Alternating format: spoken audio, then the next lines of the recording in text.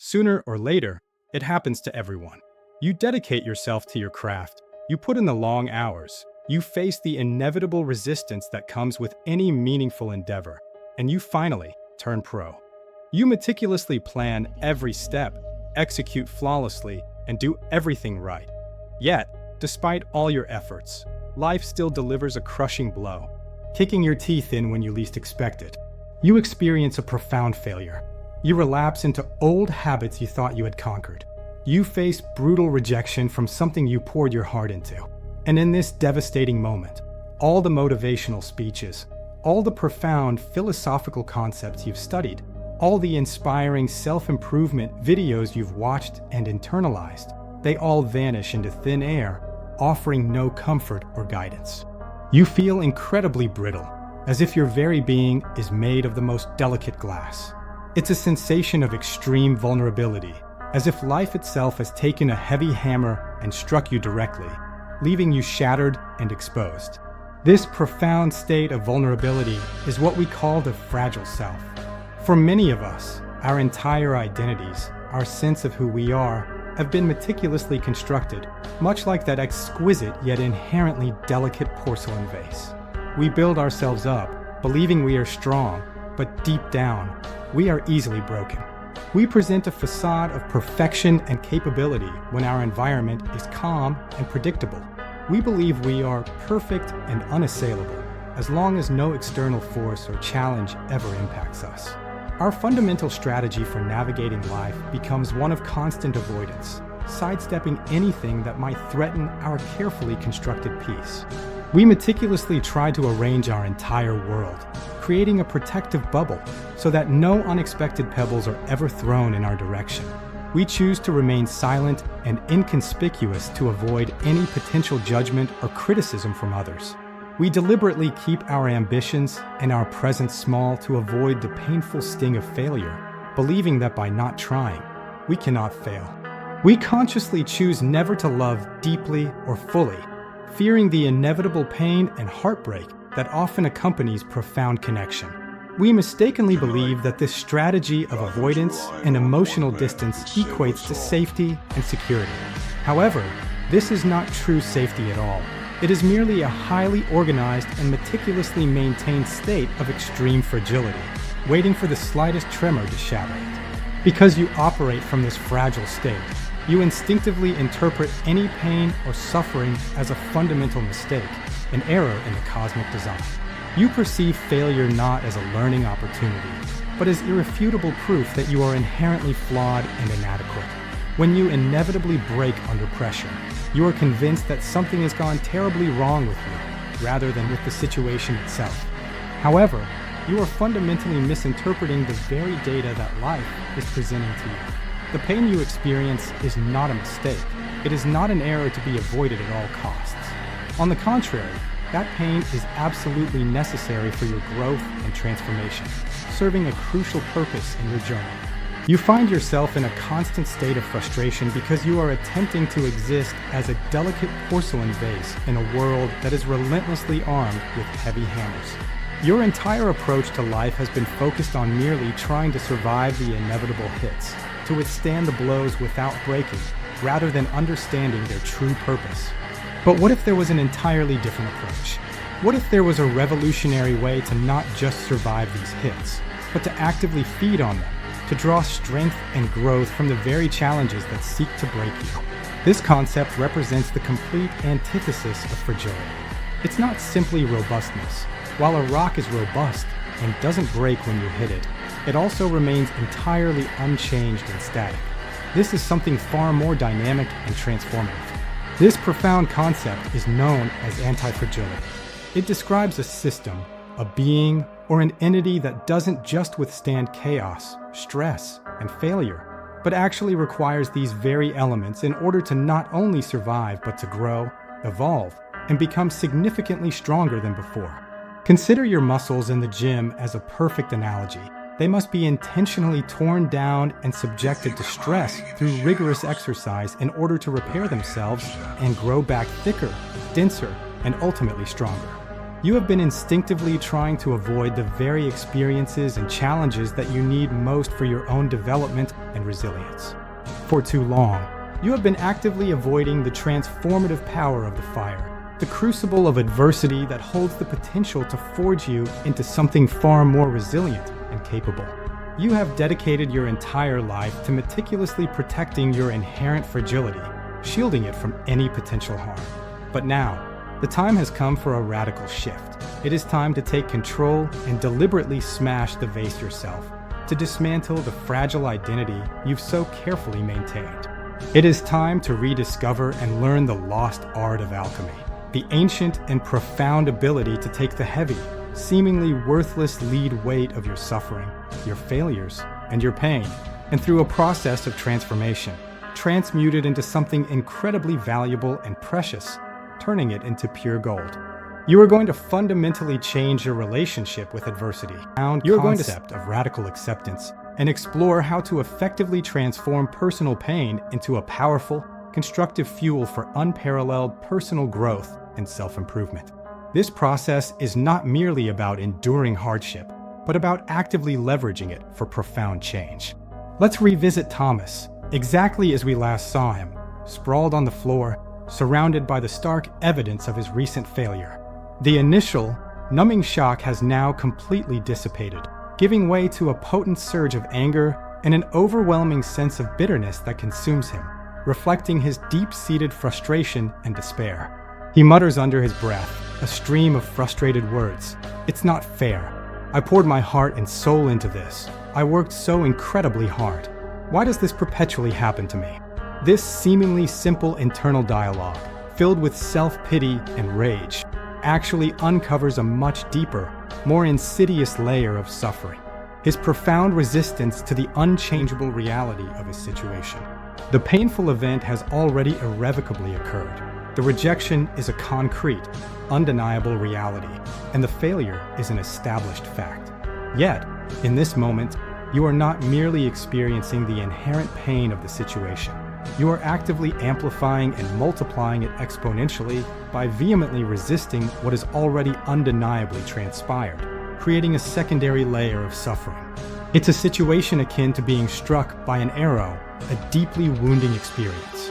Instead of focusing your energy on treating the actual wound, addressing the damage, and beginning the healing process, you are frantically, almost desperately, trying to convince yourself and everyone around you that you haven't been shot at all, denying the very existence of the injury. This is the true, hidden cost of denial. You exhaust every ounce of your energy by stubbornly resisting the pain, clinging to the misguided belief that you are somehow protecting yourself from further harm. However, you cannot fundamentally transmute or transform a metal or any raw material if you steadfastly refuse to even acknowledge its presence or touch it directly. You simply cannot hope to turn lead into gold if you persist in pretending that the lead itself isn't inherently heavy, dense, and challenging to work with.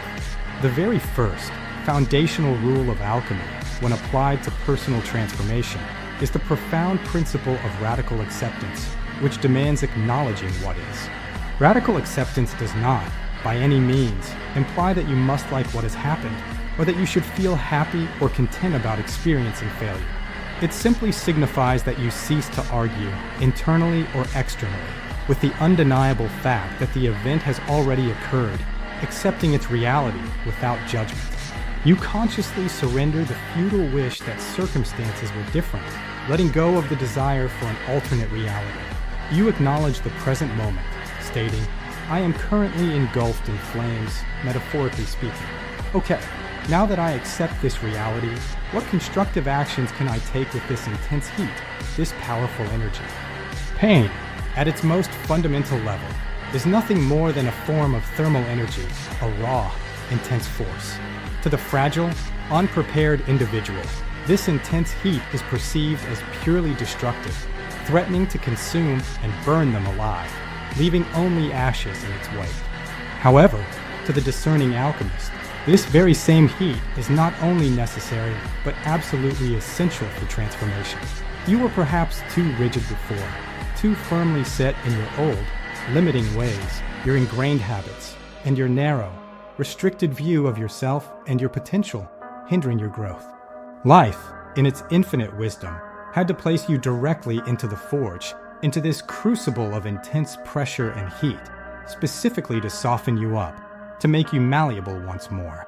It deliberately broke down your ego, shattering your preconceived notions, so that your soul could finally expand, breathe freely, and truly flourish without constraint.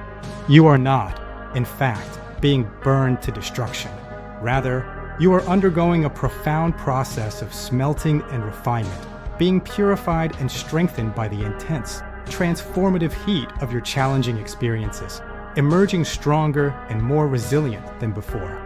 Once you fully accept the undeniable reality that you are indeed in the forge, undergoing this intense process, the very nature of the pain fundamentally changes. It ceases to be a senseless, tragic burden and instead begins its transformation into a potent, usable fuel for your continued journey and growth. Thomas slowly stands up, still undeniably hurt, still surrounded by the remnants of his personal mess, but the debilitating "why me?" victim mentality has completely vanished. He now surveys the disarray of his life with the discerning, analytical gaze of a seasoned blacksmith examining a raw, unworked piece of iron, ready for shaping. You now possess the intense heat, the raw, unrefined material of your experiences. What you require next is the precise technique to conquer the internal battles that often sabotage our greatest aspirations. Look at how you show up to the war. You show up late, unprepared, bringing all your distractions into the trenches of your work. You are treating your great work like a hobby, something you do only when you feel like it. This approach makes you an easy target for resistance. Resistance thrives on amateurs. They wait for inspiration, demand perfection before starting, and quit the moment things get difficult. If you truly want to win this invisible war, you must make the single most important psychological shift of your life. You have to turn pro. Consider the stark contrast. The amateur hits snooze 3 times, delaying the day's start, while the professional rises with the first alarm, even when tired.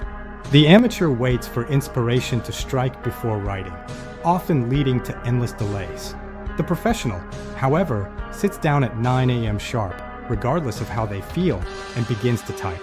The amateur skips the gym because of a little rain, letting external factors dictate their commitment. The professional goes precisely because it's raining, understanding that resistance is actively trying to stop them. Turning pro isn't about financial gain. It's a profound mindset shift. A professional doesn't passively wait for inspiration. They actively anticipate and create the conditions for it. They understand that resistance is strongest just before they begin, so they don't engage in negotiations. They don't allow it time to whisper doubts.